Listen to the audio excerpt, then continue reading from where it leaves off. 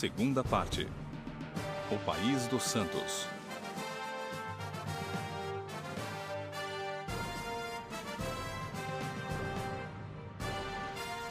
Capítulo 1. No deserto do Colorado.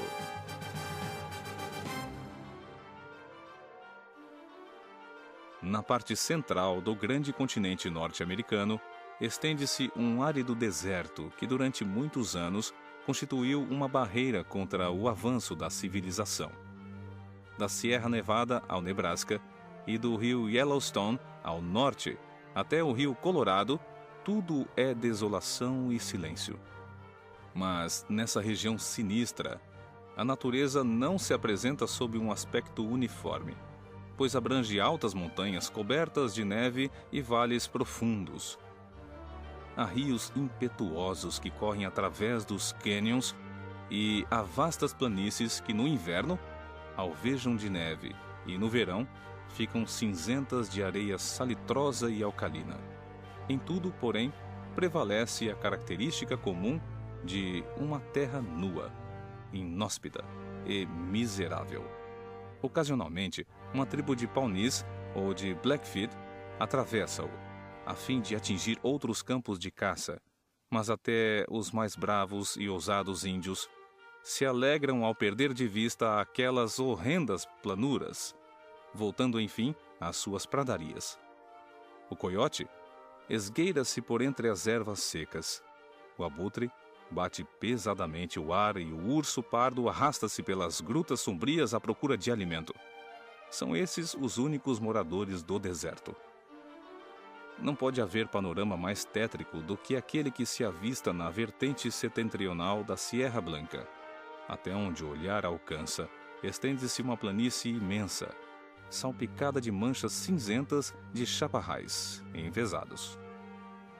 No horizonte, ergue-se uma cadeia de picos montanhosos cujos picos escarpados estão cobertos de neve. Nessa enorme região não há qualquer sinal de vida, nada mais que o silêncio mortal e opressivo. Dissemos que nessa imensa planície nada havia que pudesse lembrar a vida, mas talvez isso não seja exato. Olhando-se do alto da Sierra Blanca, divisa-se uma vereda que serpenteia através do deserto até se perder na distância. Está sulcada de rodas e batida pelos pés de muitos aventureiros.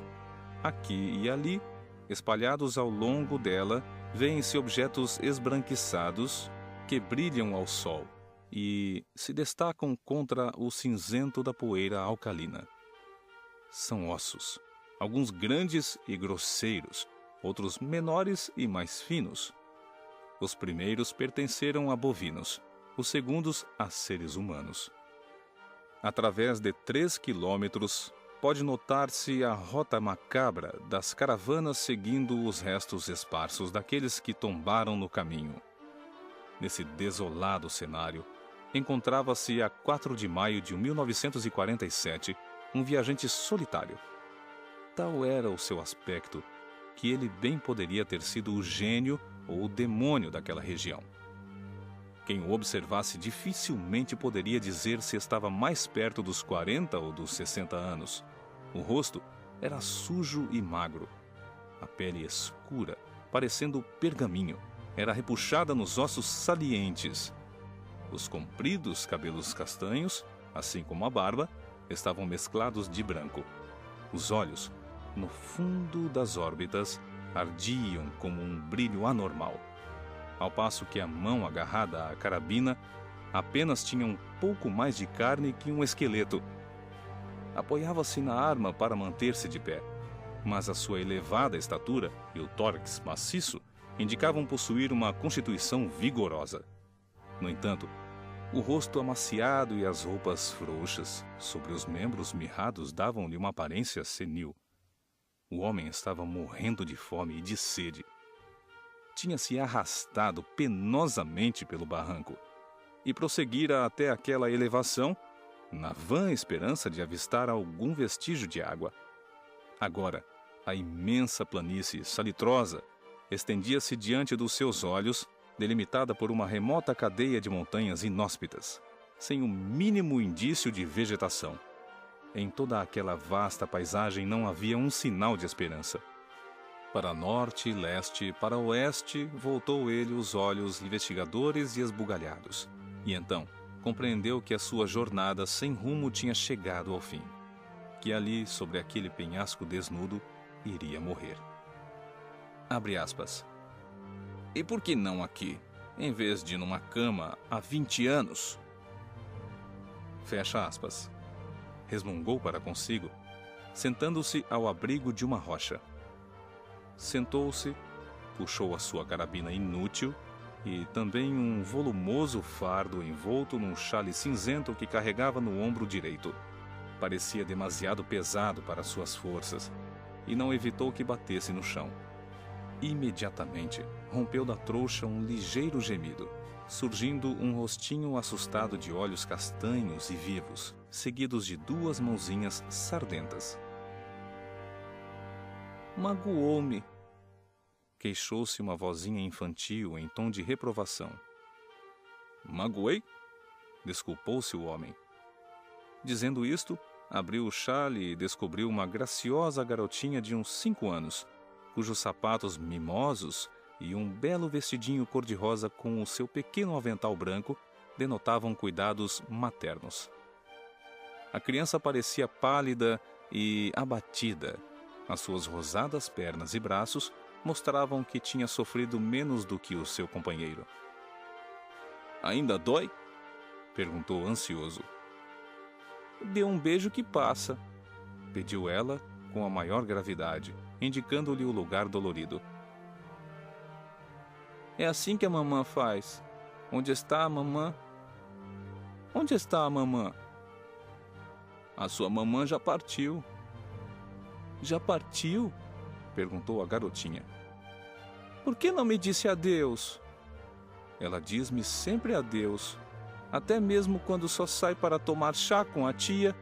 E agora, já faz 3 dias que não vem. Não temos água e comida?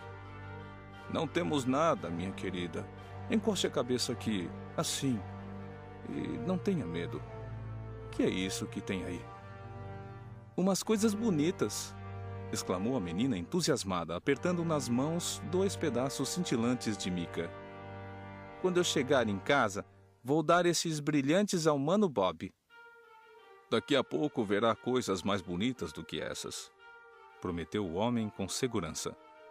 Lembra-se de quando partimos do rio? Lembro-me, sim.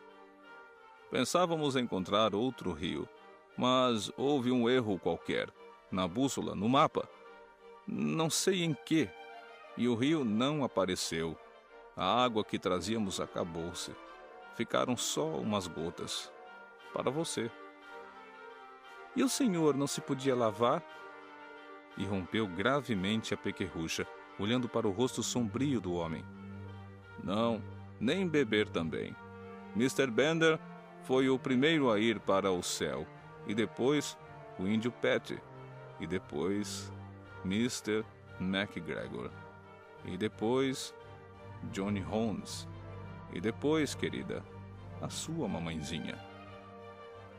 Então a mamãe também morreu, exclamou a menina, escondendo o rosto no avental e começando a soluçar. Sim, todos se foram, menos eu e você. Depois pensei que pudesse encontrar água nesta direção e vim me arrastando com você no ombro. Mas não parece que a nossa situação tenha melhorado. Agora, não nos resta mais nada. Será que também vamos morrer? Perguntou a criança, dominando os soluços e erguendo o rostinho molhado de lágrimas. Parece que sim. Então vamos para junto da mamã? É verdade. Você vai, minha querida. E o senhor também. Foi muito bom para mim. Falta muito para irmos? Não sei. Não muito. Os olhos do homem estavam fixos no horizonte do norte. No céu tinham aparecido 3 vultos que aumentavam a cada momento, tão rapidamente se aproximavam. Eram os abutres do oeste, cujo aparecimento é prenúncio da morte. Não quer começar a rezar? sugeriu o homem, titubeando. Mas ainda não é de noite. Não importa. Nosso Senhor não repara nisso. Repita as rezas que dizia todas as noites na carreta, quando estávamos nas planícies. Por que não reza comigo? Perguntou a criança, arregalando os olhos. Já não me lembro, respondeu ele. Eu não rezo desde o tempo em que era da altura desta arma. Vá rezando que eu repito tudo. Então se ajoelhe como eu, replicou a menina, estendendo o xale no chão. Põe as mãos assim. Lado a lado, no xale estreito, ajoelharam-se juntos a menina e o aventureiro. Terminada a oração, voltaram a sentar-se à sombra da rocha e, pouco depois, a criança adormecia, aninhada no largo peito do seu protetor. O homem ficou a velar-lhe o sono por algum tempo, mas a natureza foi mais forte do que ele. Havia 3 dias e 3 noites que não tiveram um único momento de repouso. Lentamente, as pálpebras desceram-lhe sobre os olhos cansados, e a cabeça foi tombando para o peito, até que a sua barba grisalha se juntou às tranças de ouro da pequenina e ambos caíram no mesmo sono profundo e sem sonhos. Lá longe, no extremo limite da planície arenosa, uma nuvem de poeira difusa, apenas visível entre as brumas da distância, foi alargando, subindo, à medida que o turbilhão de pó se avizinhava da escarpa solitária. Todos de carroções e figuras de cavaleiros armados começaram a desenhar-se na poeira. Era uma grande caravana em marcha para o oeste. Quando a vanguarda atingiu o sopé das montanhas, a retaguarda ainda não era visível no horizonte. Através de toda a imensa planura, estendia-se o sinuoso cortejo de carros, de homens a cavalo e homens a pé. Mulheres sem conta cambaleavam sob fardos. Crianças marchavam ao lado das carretas ou espreitavam por entre os toldos brancos. Evidentemente, não se tratava de um grupo comum de imigrantes, mas antes de um povo nômade que se via obrigado a procurar outras terras. Lá se ouvia no ar límpido um confuso clamor de vozes e de rodas produzido por aquela grande massa humana. Cavalos relinchavam, os carros guinchavam. À testa da coluna cavalgavam cerca de 20 homens de rostos graves, vestidos de panos sombrios e armados de carabinas. Ao chegarem ao sopé do monte escarpado, fizeram alto e entretiveram um breve conselho. Os poços ficam para a direita, meus irmãos, disse um deles, de cabelos grisalhos, barba raspada e lábios duros. À direita da Sierra Blanca, depois alcançaremos o Rio Grande, disse um outro. Não receiem a falta de água, exclamou um terceiro. Aquele que a fez brotar da rocha não abandonará agora o seu povo escolhido. Amém, amém, respondeu o grupo em coro. Recomeçavam a sua jornada quando um dos mais jovens, que tinha melhor vista, apontou para o penhasco acima deles. Contra a rocha cinzenta, qualquer coisa rosada se recortava com viva nitidez. Vendo-a, todos puxaram a rédea dos cavalos e desprenderam as armas, ao passo que outros cavaleiros avançavam a galope para reforçar a vanguarda.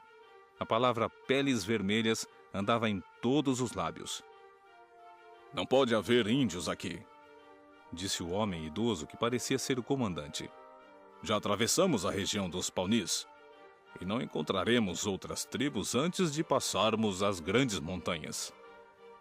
Posso fazer um reconhecimento, irmão Stangerson? Perguntou um do grupo. Eu também! Gritaram muitas vozes. Deixem os cavalos cá embaixo. Ficamos à vossa espera, respondeu o ancião. Um momento depois, os jovens tinham desmontado e subiam o monte íngreme. Avançavam rápidos e silenciosos, com a destreza de exploradores experimentados.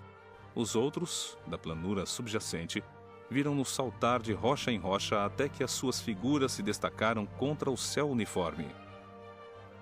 O jovem que primeiro dera o alarme ia à frente.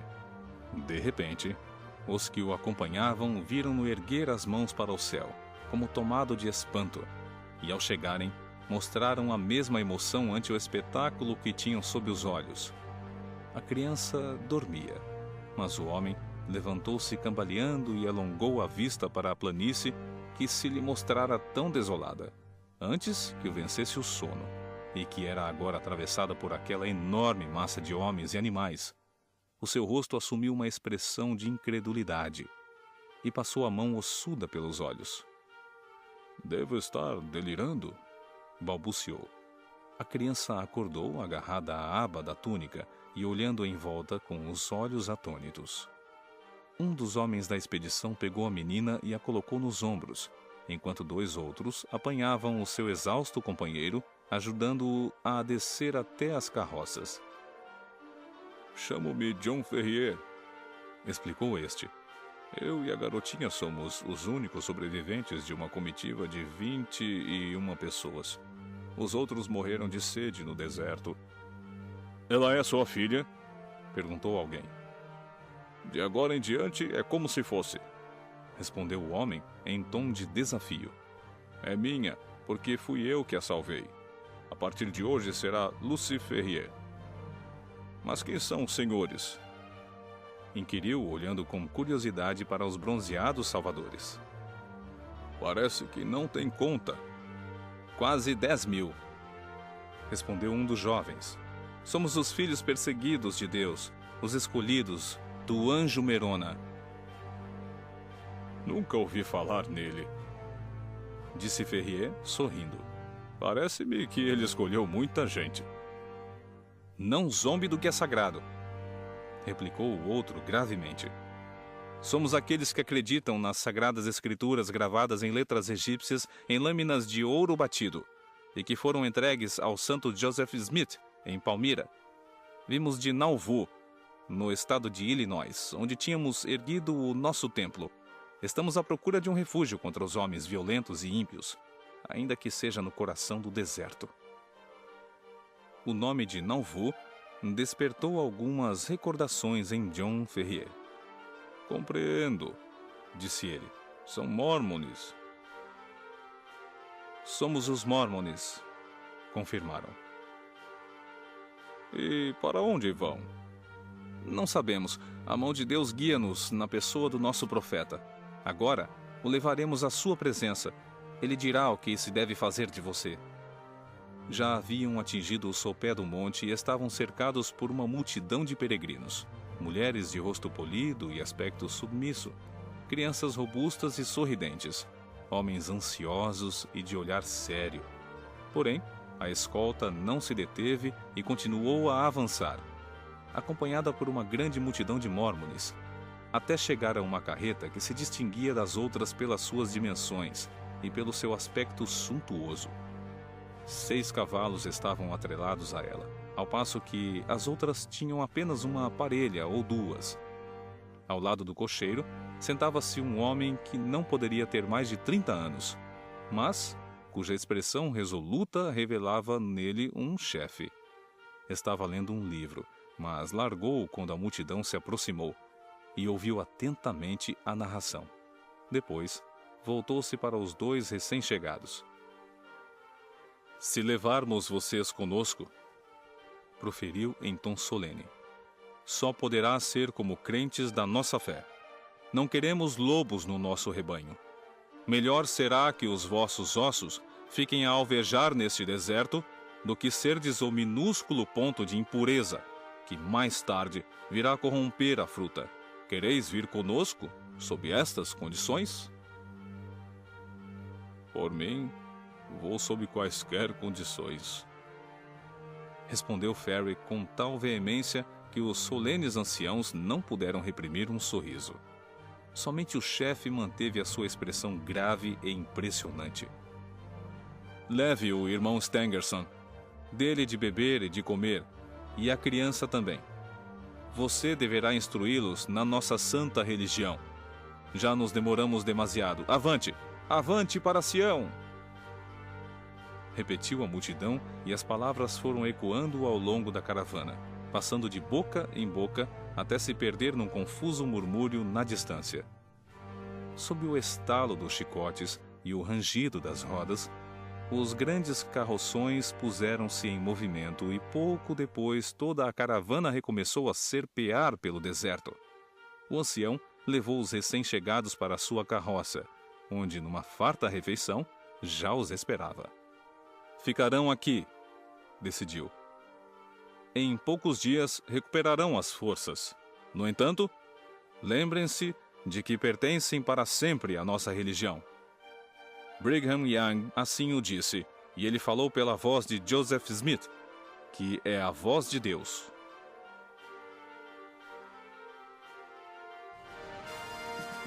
Capítulo 2. A Flor do Utah.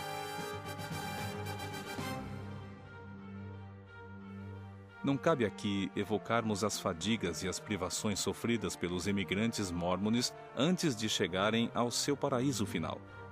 Das margens do Mississippi aos flancos ocidentais das Montanhas Rochosas, lutaram com a fome, sede, cansaço e doenças. Todos caíram de joelhos numa prece, quando avistaram o vasto vale do Utah inundado de sol e ouviram o seu chefe declarar que aquela era a terra prometida que seria dos Mórmones para todo o sempre. Cedo, Brigham Young se revelou tão hábil administrador como chefe resoluto. Foram traçados planos para a construção da futura cidade. As terras foram divididas e doadas a cada um, segundo a sua importância. No campo, acomodava-se e plantava-se a terra. E já no verão seguinte, toda a região se cobria do ouro das ceifas. Tudo prosperava na estranha colônia, e o grande templo que tinham erguido no centro da cidade tornava-se mais alto e mais amplo. John Ferrier e a menina que fora adotada como filha acompanharam os Mórmones até o fim da sua peregrinação. A pequena Lucy Ferrier deu-se muito bem na carroça de Stangerson, com um dos anciãos, em companhia das suas 3 mulheres e do seu filho de 12 anos.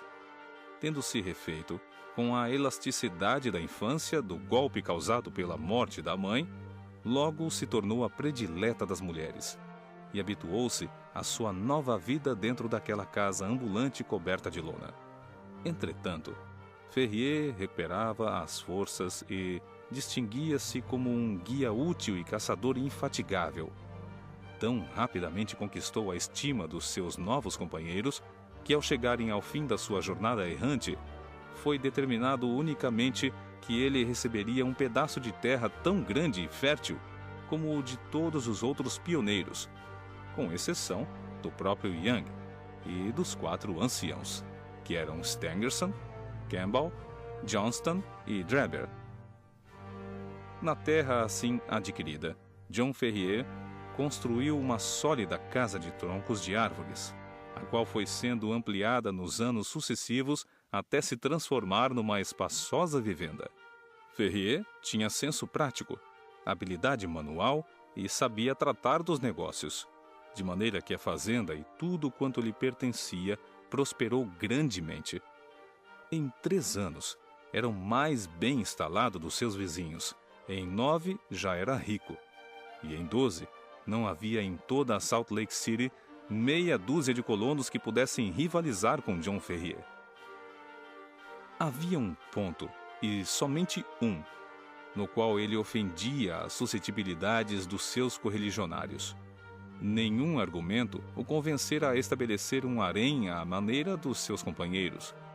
Nunca explicara os motivos da sua obstinada recusa, contentando-se em manter inflexivelmente a sua resolução. Ferrier manteve-se celibatário, mas, de resto, seguia a religião da jovem comunidade e gozava a reputação de um homem reto e ortodoxo. Lucy Ferrier cresceu na casa de troncos e, quando maiorzinha, começou a ajudar o pai adotivo no seu trabalho. Assim, o botão se transformou em flor. E no ano em que seu pai se tornou o mais rico dos fazendeiros, já era uma jovem americana muito bela. Contudo, Não foi o pai o primeiro a descobrir que a menina se tornara mulher. Raramente o é. Numa cálida manhã de junho, os santos dos últimos dias afanavam-se como abelhas, cuja colmeia, aliás, tinham escolhido por emblema. Nos campos e nas ruas ouvia-se o mesmo burburinho do trabalho humano. Pelas estradas poeirentas desciam longas tropas de mulas sobrecarregadas, todas rumo ao oeste, visto que a febre do ouro se alastrara na Califórnia e o caminho terrestre passava pela cidade dos eleitos. Havia também rebanhos de ovelhas, manadas de bois que vinham das pastagens distantes e comitivas de emigrantes cansados, de homens e cavalos igualmente exaustos pela longa jornada. Através de toda esta confusão, abrindo o caminho com a habilidade de um consumado cavaleiro, galopava Lucy Ferrier, com o belo rosto afogueado pelo exercício e os compridos cabelos castanhos flutuando ao vento. Levava um recado do pai para a cidade. Os aventureiros empoeirados fitavam-na atônitos, e até os índios impassíveis, envoltos nas suas peles, despertavam da costumeira apatia, observando a beleza da jovem cara pálida. Lucy chegava à entrada da cidade quando encontrou a estrada impedida por uma grande manada de gado, guiada por meia dúzia de vaqueiros de aspecto rude, vindos das planícies. Na sua impaciência por transpor aquele obstáculo, a moça tentou levar o cavalo por onde lhe parecia haver uma passagem, mas apenas o animal dera alguns passos. O gado fechou o estreito trilho e Lucy achou-se em pleno centro daquela torrente de bois de longos chifres e olhos em brasa. Habituada a lidar com o gado, não se alarmou com a situação, mas os chifres de uma res atingiram a ilharga do cavalo, assustando-o. O animal empilhou-se com um relincho de dor. A situação era perigosíssima. Cada pinote do animal excitado lançava-o novamente contra os chifres e exasperava-o ainda mais. A moça fazia tudo para manter-se firme na sela, mas já sentia a cabeça rodando e começava a afrouxar a rédea. No mesmo instante, uma mão bronzeada e musculosa segurou o cavalo pelo freio e, abrindo caminho entre a manada, libertou Lucy. «Espero que não esteja ferida», disse o Salvador respeitosamente. Ela fitou o rosto bronzeado e enérgico e riu. «Levei um grande susto», confessou ingenuamente. «Quem diria que Pontio se assustaria com meia dúzia de vacas?» A sua sorte foi manter-se firme na sela. Considerou o rapaz. Era um jovem alto, de aspecto rude, montado num vigoroso cavalo, vestido de couro como um caçador e trazia uma comprida carabina a tiracolo. «Creio que é a filha de John Ferrier», observou. «Vi você saindo da casa dele a galope. Dê-lhe lembranças da parte de Jefferson Hope, de St. Louis. Se ele é o Ferrier que eu penso, foi muito amigo do meu pai». «Por que não vem perguntar-lhe pessoalmente?» O jovem pareceu alegrar-se com aquele convite, pois os seus olhos negros brilharam de satisfação. «Irei com certeza», afirmou. «Mas passamos 2 meses nas montanhas e não estamos em condições de fazer uma visita. Ele tem de aceitar-nos como somos». «O meu pai tem muito que agradecer ao Senhor, e eu também», respondeu ela. «Se essa manada me esmagasse, ele nunca mais seria o mesmo homem». «Nem eu», acrescentou o seu companheiro. «O senhor? Não vejo motivo para isso. Venha visitar-nos. Bem, tenho de ir andando. Até a vista». «Até a vista», respondeu ele, tirando o largo chapéu e curvando-se sobre a mãozinha dela. Lucy fez o seu cavalo virar e galopou pela vasta planície no meio de uma nuvem de pó. O jovem Jefferson Hope continuou a conduzir o gado com os seus companheiros. Ia taciturno.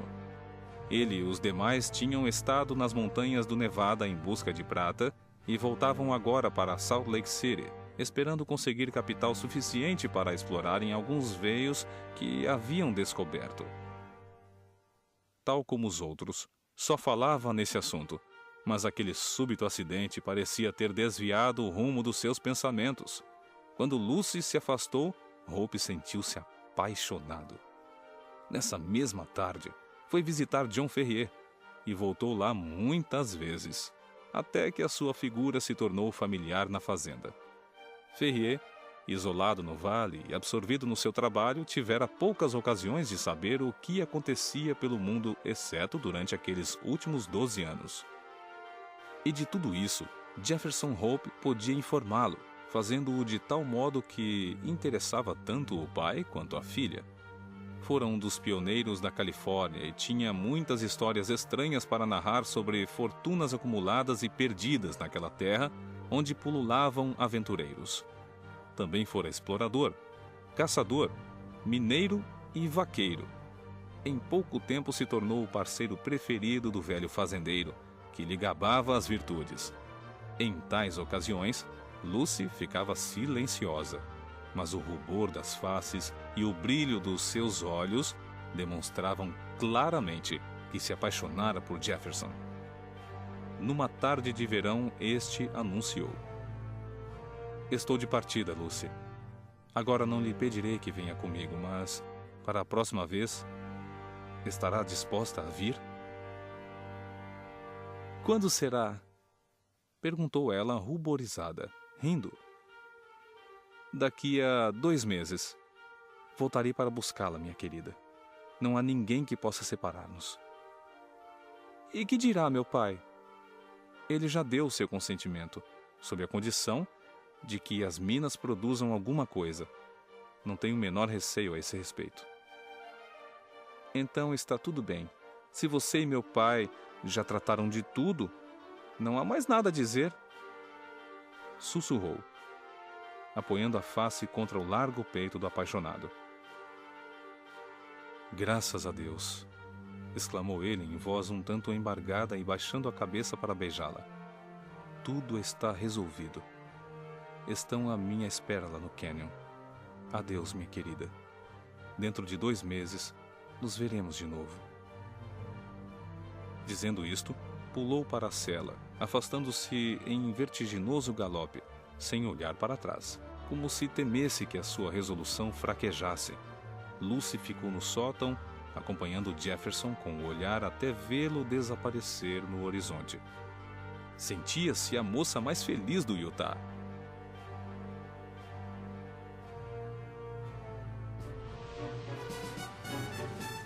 Capítulo 3. John Ferrier fala com o profeta. Tinham passado 3 semanas desde que Jefferson Hope e os seus companheiros haviam partido de Salt Lake City. John Ferrier sentia um nó no coração quando pensava no regresso do jovem e na iminente perda da sua filha adotiva. Mas a expressão radiante de Lucy reconciliavam-no com a ideia de deixá-la partir. De resto, sempre alimentara o firme propósito de não consentir no casamento de sua filha com um Mormon. Aos seus olhos, um matrimônio dessa ordem não era um sacramento, mas vergonha e desonra. No entanto, tinha de selar os lábios, pois naqueles dias era muito perigoso expressar a opinião de um herege na terra dos santos. Seria uma coisa muito perigosa. Tão perigosa que até os mais piedosos apenas ousavam sussurrar as suas opiniões religiosas em voz velada, por temor de que as suas palavras fossem mal interpretadas e lhes trouxessem um rápido castigo. As vítimas da perseguição tinham-se agora transformado em perseguidores implacáveis. O Femegrite alemão, as sociedades secretas da Itália, nenhuma organização jamais conseguira pôr em movimento máquina mais formidável do que aquela que estendia sua sombra sobre o estado de Utah. O caráter invisível e misterioso dessa organização tornava-se duplamente terrível. Não admira que os homens andassem apavorados e que nem no coração do deserto ousassem falar sobre as dúvidas que os oprimiam. A princípio, esse vago e terrível poder era exercido somente sobre os desobedientes que, tendo abraçado o credo dos mórmones, quisessem mais tarde abandoná-lo. A provisão de mulheres adultas escasseava, e a poligamia sem uma população feminina que a viabilizasse, tornava-se inviável. Estranhos rumores começaram a circular. Falava-se de emigrantes assassinados e de campos devastados em regiões onde nunca se tinham visto índios. Novas mulheres apareciam nos haréns dos anciãos.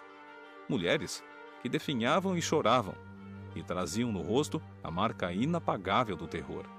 Alguns viajantes referiam-se a bandos de homens armados e mascarados, que, furtiva e silenciosamente, passavam por elas nas trevas. Ainda hoje, nos ranchos solitários do oeste, o nome do bando de Danite, ou dos Anjos Vingadores, é sinistro. Ninguém conhecia a identidade dos componentes dessa impiedosa sociedade. O próprio amigo a quem confiassem quaisquer dúvidas quanto ao profeta e a sua missão, poderia ser um dos que à noite viriam buscar uma reparação com ferro e fogo. Por isso, cada homem temia o próximo, e ninguém falava das coisas que abrigava no coração. Certa manhã, John Ferrier dispunha-se a partir para os seus trigais quando ouviu ranger o portão, e pela janela viu um homem de meia idade, ruivo e corpulento, que avançava pela vereda do jardim. Era Brigham Young, em pessoa. Receoso, pois sabia que semelhante visita não era boa, Ferrier correu, dando as boas-vindas ao chefe Mormon. Este, porém, recebeu friamente os seus cumprimentos e declarou: Irmão Ferrier, os verdadeiros crentes têm sido teus bons amigos. Recolhemos-te quando morrias de fome no deserto. Dividimos contigo o nosso pão. Levamos-te são e salvo para o vale sagrado. Demos-te um bom quinhão de terra e permitimos que enriquecesses sob a nossa proteção. Não é assim? Assim é, respondeu John Ferrier. Em troca de tudo isso, apenas te pedimos que abraçasses a verdadeira fé e respeitasses todos os seus mandamentos. Isso foi o que prometeste fazer, mas parece que não o tens cumprido, se é verdade o que consta. E de que modo não o cumpri? Perguntou John Ferrier. Não tenho contribuído para o fundo comum? Não tenho frequentado o templo? Não tenho... Onde estão as tuas mulheres? Perguntou Brigham Young, olhando em torno. Chama-as para que eu as saúde. É verdade que não me casei, respondeu Ferrier. As mulheres eram poucas e havia muitos que tinham maiores direitos do que eu. Além disso, não estava só. Tinha minha filha que cuidava de mim. Pois é a respeito dela que desejo falar-te. Tornou-se a flor do Utah e tem agradado aos olhos de muitos que estão entre os primeiros da nossa terra. John Ferrier alarmou-se. Consta que está noiva de um infiel. Lembra-te do 13º mandamento do santo Joseph Smith? Toda a donzela pertencente à verdadeira fé despose um dos eleitos para que não cometa o pecado mortal de unir-se a um pagão. Portanto, como professas a verdadeira religião, não podes permitir que ela cometa um sacrilégio. John Ferrier não respondeu, agitando distraidamente o chicote. Neste único ponto, toda a tua fé será posta à prova. Assim foi decidido pelo Sagrado Conselho dos Quatro. Tua filha é moça, e não queremos que case de cabelos grisalhos. Nem desejamos privá-la de fazer uma escolha. Nós, os anciãos, temos muitas vitelas, mas os nossos filhos também precisam ter as suas. Stangerson tem um rapaz, e Drebber, outro. Qualquer deles receberia de bom grado a tua filha em sua casa. São jovens, ricos e pertencem à verdadeira fé. Que respondes? Ferrier permaneceu em silêncio, com a fronte enrugada. Conceda-nos mais algum tempo, propôs por fim. Minha filha é muito moça, mal chegou à idade de casar. Terá 1 mês para escolher, impôs Young, levantando-se. Findo esse prazo, deverá dar-nos a sua resposta. No momento de transpor o limiar da porta, o profeta voltou-se. Tinha o rosto vermelho e os olhos cintilantes. Seria melhor para ti, John Ferrier, acrescentou, que tu e tua filha fossem agora 2 esqueletos perdidos na Sierra Blanca do que se oporem às ordens do Sagrado Conselho dos Quatro. Com um gesto ameaçador, saiu, e Ferrier ouviu a areia do jardim ranger sob os seus pesados passos. Ainda estava sentado quando a filha se aproximou, declarando: ouvi tudo. Oh, meu pai, que podemos fazer? Não tenhas medo, pois vamos encontrar uma saída. Não mudou de ideia a respeito de Jefferson Hope? Um soluço foi a única resposta. É um belo rapaz e um bom cristão. Coisa que não direi quanto a esta gente aqui, apesar de todas as suas rezas e sermões. Amanhã parte uma expedição para o Nevada e arranjarei uma maneira de mandar-lhe uma mensagem com todos os pormenores da nossa situação. Ele chegará mais depressa que o telégrafo. Lucy riu-se por entre as lágrimas. Quando ele vier, nos aconselhará sobre o que podemos fazer, mas tenho medo pelo meu querido pai. Ouvem-se histórias medonhas a respeito daqueles que ousam opor-se ao profeta. Mas nós ainda não nos opusemos a ele, redarguiu Ferrier. É inútil nos abrigarmos antes da chuva. Temos ainda um mês pela frente, mas, antes de findar esse prazo, teremos de fugir daqui. Deixar o Utah? Não vejo outra solução. E a fazenda?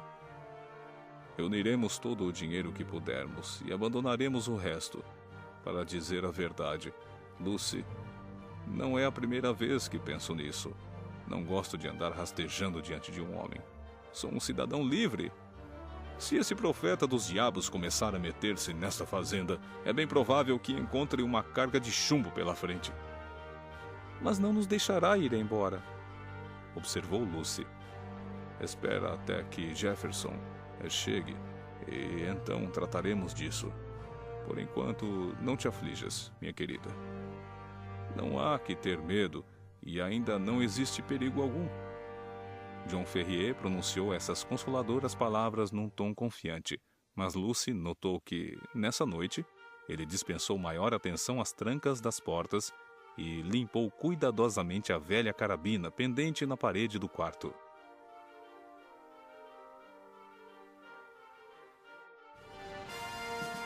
Capítulo 4. Uma fuga desesperada.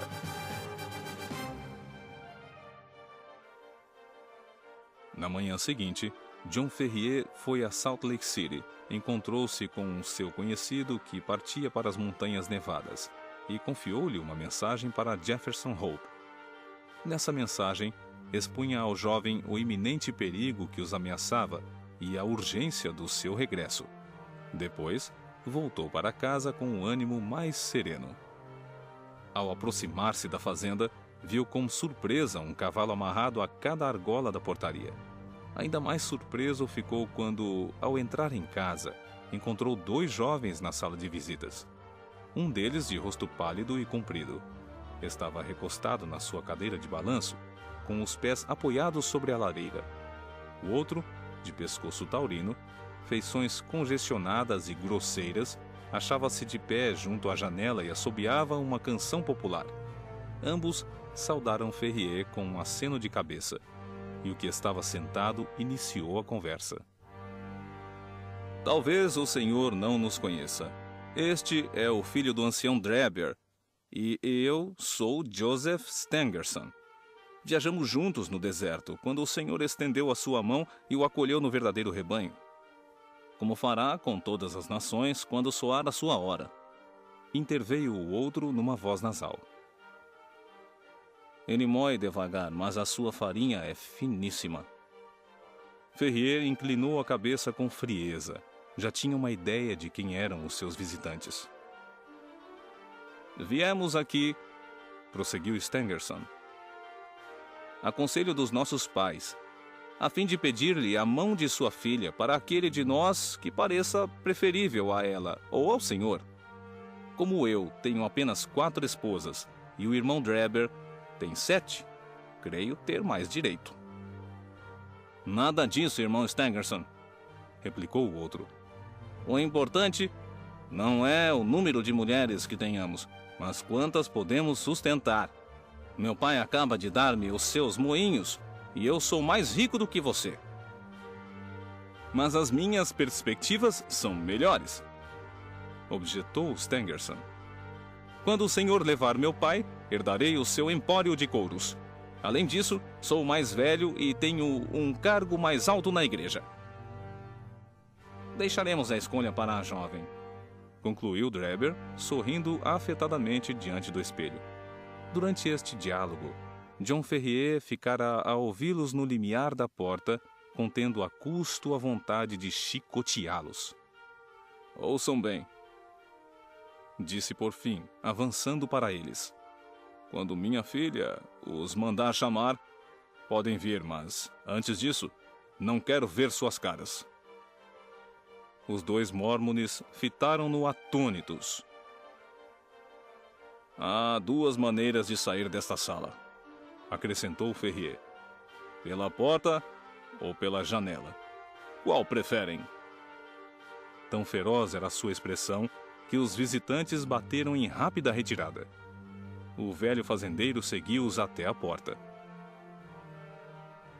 Avisem-me quando tiverem resolvidos qual dos dois será o noivo. Terminou ironicamente. Pagarás caro! Gritou Stangerson, pálido de raiva. Desafias o profeta e o conselho dos quatro. Vai se arrepender até o fim de seus dias. A mão do Senhor cairá sobre você, gritou Drebber. Ela se erguerá e o destruirá. Pois eu começo a destruição, exclamou Ferrier furioso. E teria corrido para buscar a carabina se Lucy não o impedisse. Antes que o velho pudesse desvencilhar-se dela, o tropel dos cavalos indicou que ambos já estavam fora do seu alcance. Hipócritas! Exclamou, enxugando o suor da testa. Prefiro ver minha filha morta do que casada com um deles. E eu também, meu pai, respondeu Lucy com firmeza. Mas Jefferson voltará. Sim, não tardará muito a chegar. Quanto mais cedo, melhor, pois não sabemos o que farão agora. Ferrier sabia que a sua riqueza e posição de nada lhe valeriam. Outros, tão conhecidos e ricos como ele, já tinham sido suprimidos, e os seus bens entregues à igreja mórmon. Esperava receber uma mensagem ou admoestação da parte de Young quanto à sua conduta, e realmente recebeu-a, mas de modo imprevisto. Ao levantar-se, na manhã seguinte, encontrou um pequeno retângulo de papel preso por um alfinete na coberta da sua cama, à altura do peito. Em letras de imprensa rústicas, podia ler-se: restam 29 dias para que te emendes, antes de... As reticências eram uma ameaça explícita. De que maneira aquela advertência chegou ao seu quarto, eis o que deixava Ferrier grandemente perplexo, pois os seus criados dormiam numa construção exterior e todas as portas e janelas tinham sido trancadas. O velho amassou o papel e jogou-o fora, nada dizendo à filha. Mas o incidente preocupou-o. A mão que colocou aquele alfinete ali poderia assassiná-lo. Ainda mais abalado ficou na manhã seguinte. Mal tinham sentado à mesa, Lucy apontou para o teto onde tinham gravado, talvez com a ponta de um tição, o número 28. No dia seguinte, um grande 27 apareceu pintado no lado exterior da porta. Todas as manhãs, ele verifica que os seus inimigos invisíveis mantinham o registro, assinalando quantos dias de graça lhe restavam. Às vezes, os números fatais apareciam nas paredes, outras no soalho, ocasionalmente em pequenos cartazes enfiados no portão do jardim ou nas grades da cerca. Apesar de toda a sua vigilância, John Ferrier não conseguiu surpreender o autor das advertências diárias.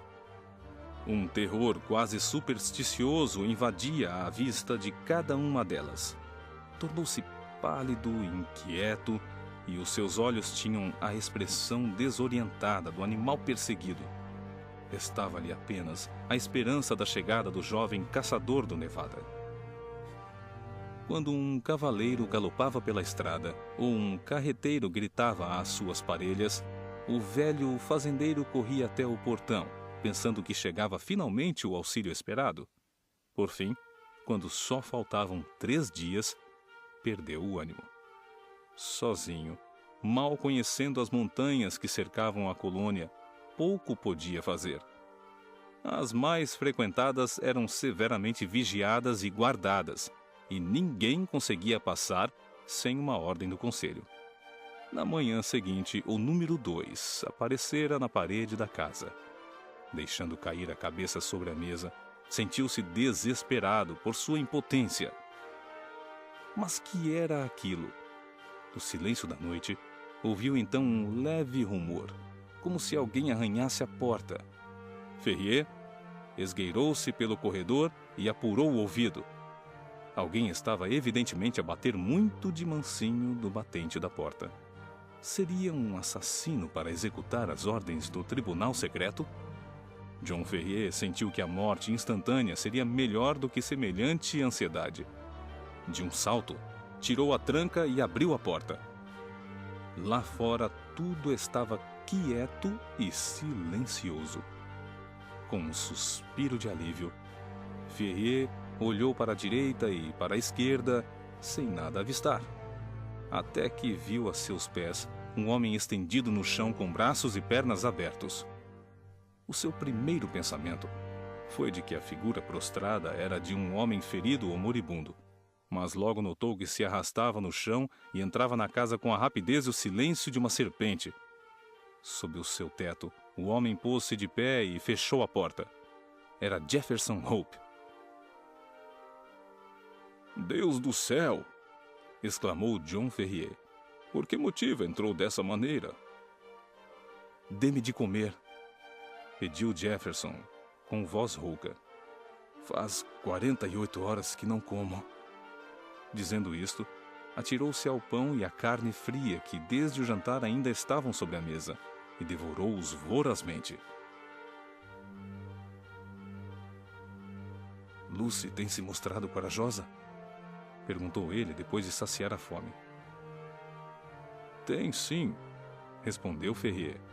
"Melhor. A casa está vigiada por todos os lados. Foi por isso que vim rastejando. Eles podem ser muito espertos, mas não o bastante para apanharem um caçador Washoe." John Ferrier sentia-se outro homem ao ver que contava agora com um aliado. Tomando a mão do jovem, apertou cordialmente. "Que devemos fazer?" "Amanhã é o último dia, e se não agirmos esta noite, estaremos perdidos. Tenho uma mula e 2 cavalos à nossa espera no Barranco da Águia. De quanto dinheiro dispõe?" $2.000 em ouro e 5.000 em papel." "Isso é suficiente. Eu tenho outro tanto comigo. Podemos alcançar Carson City através das montanhas." "É melhor acordar Lucy. É uma sorte os criados não dormirem dentro de casa." Enquanto Ferrier foi chamar a filha, Jefferson Hope fez um volume com toda a comida que pôde encontrar e encheu um garrafão de água, pois sabia que os mananciais da montanha eram poucos e distantes. Mal tinha feito estas provisões, já o fazendeiro estava de volta com a sua filha, vestida e pronta para partir. Os enamorados trocaram cumprimentos calorosos, mas breves, porque os minutos eram preciosos e havia muito o que andar. Jefferson Hope falou em voz baixa. "As portas da frente e de trás estão vigiadas, mas podemos sair pela janela do lado e atravessar o campo. Chegando à estrada, estaremos apenas a 3 quilômetros do barranco onde se encontram os cavalos. Ao romper do dia, já nos acharemos em plena montanha." "E se formos detidos?" perguntou Ferrier. Hope bateu no cabo do revólver. "Se forem muitos para nós, levaremos 2 ou 3 conosco", declarou com um sorriso sombrio. As luzes no interior da casa tinham sido apagadas e Ferrier, pela janela escura, espreitou para os campos que tinham sido seus e que ia agora abandonar para sempre. Todavia, já estava preparado para aquele sacrifício. Ferrier levava a bolsa com o dinheiro em ouro e papel. Jefferson, as escassas provisões e a água. E Lucy, uma trouxa na qual reunira os seus objetos mais valiosos. Abrindo a janela e com o maior cuidado, esperaram até que uma nuvem cobrisse mais o céu e depois, um por um, desceram a horta. Curvados, com a respiração suspensa, atravessaram-na abrigados pelos arbustos, até alcançarem uma abertura que dava para os campos de trigo. Estavam neste ponto quando o jovem, segurando os seus 2 companheiros, os puxou para a sombra, onde permaneceram calados. Por sorte, a vida nas pradarias tinha dado a Jefferson um ouvido apurado. Ouviu-se a poucas jardas o pio melancólico de um mocho da montanha, que foi imediatamente seguido de outro, não muito distante. No mesmo instante, um vulto escuro e indefinido emergiu da abertura para a qual momentos antes eles se dirigiam e emitiu novamente aquele grito. A este sinal, um segundo homem surgiu da escuridão. "Amanhã, à meia-noite!" avisou o primeiro, num tom de quem está habituado a mandar. "Quando o mocho piar 3 vezes." "Está bem," respondeu o outro. "Aviso o irmão Dreber?" "Passe-lhe a senha, assim como aos outros. 9 por 7. 7 por 5, respondeu o primeiro, e as 2 sombras desapareceram em direções opostas. As últimas palavras eram uma espécie de senha e contrassenha. Assim que os seus passos se perderam na distância, Jefferson Hope pôs-se em pé. Auxiliou os companheiros a passar pela abertura da cerca de arbustos e, correndo, guiou-os através dos campos, auxiliando e quase carregando a jovem quando as forças pareciam lhe abandonar. "Depressa, depressa!" repetia. "Estamos passando a linha das sentinelas. Tudo depende da rapidez." Chegando à estrada, puderam prosseguir mais rapidamente.